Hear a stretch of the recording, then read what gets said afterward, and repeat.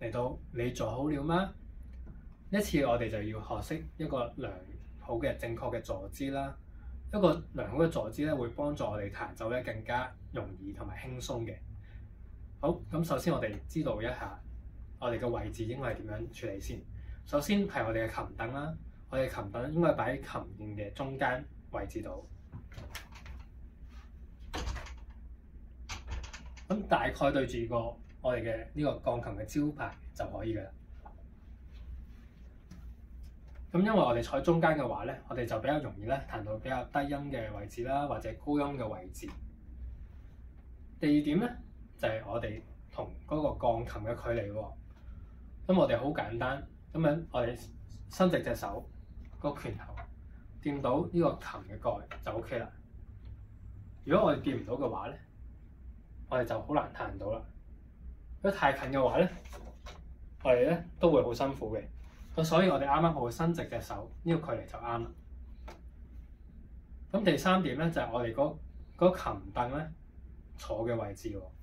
我哋坐嘅位置留意一下，我哋大概坐半張凳至1/3張凳左右。咁咧有啲同學仔咧會坐得比較後嘅一開始，咁但係咁樣會有個問題啦，就係我哋嘅重心咧會傾後咗。我哋彈嘅時候咧就亦都係比較難嘅。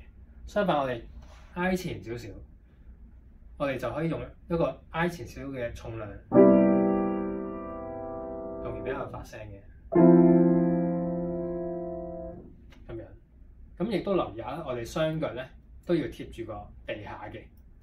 咁有時咧，如果我哋需要踩腳踏嘅話咧，我哋個腳踭咧貼住個地下就 OK 啦，就唔好腳踭離地。兩隻腳咧其實都要腳踏實地嘅。咁呢個就係坐姿嗰部分啦。咁另外就係手型啦。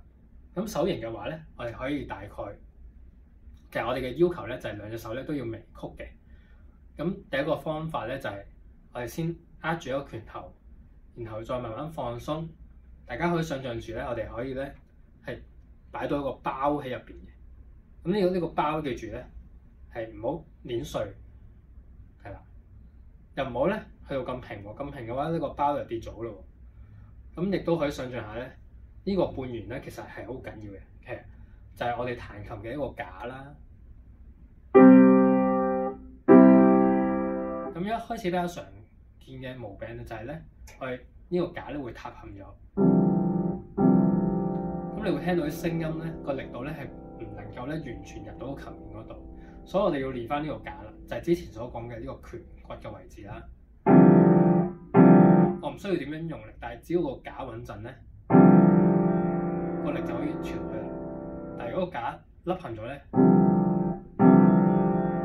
咁當然啦，呢個咧係需要時間慢慢去養成呢個習慣嘅，係啦。我哋唔好因為咧為咗要做成呢個架咧，令到隻手咧好僵硬，咁呢個咧就會有違我哋嗰個原本嘅原意啦。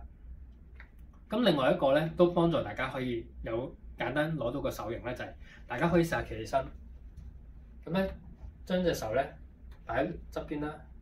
咁其實大家已經發現到咧，隻手咧有一個微曲嘅狀態㗎。咁只要我哋咧好簡單，將隻手擺翻上嚟，呢個就係一個最自然嘅手型。今堂就差唔多。